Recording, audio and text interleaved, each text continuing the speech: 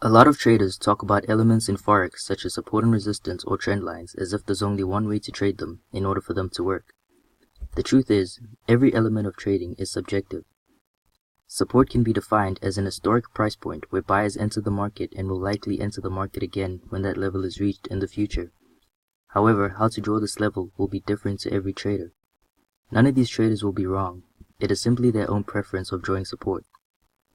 Traders, especially new traders, also seem to pass this myth that indicators and oscillators don't work.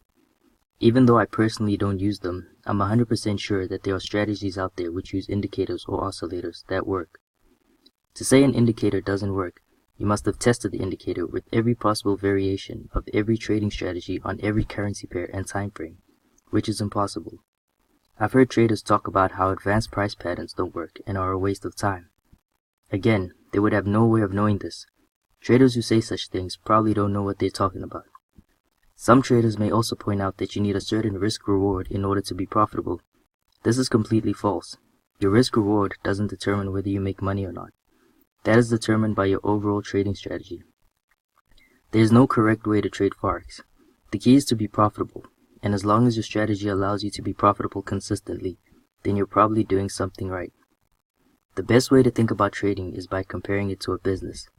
There are general rules that most businesses follow, such as customers are always right.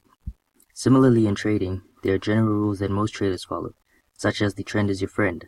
These rules are subjective in business and trading, and not every business or trader follows them. Many who don't follow them still succeed. Also, different successful businesses have different management styles and company policies, but still remain profitable. Think about how many profitable traders there are on the planet. Let's assume there's only 10,000 consistently profitable traders in the world.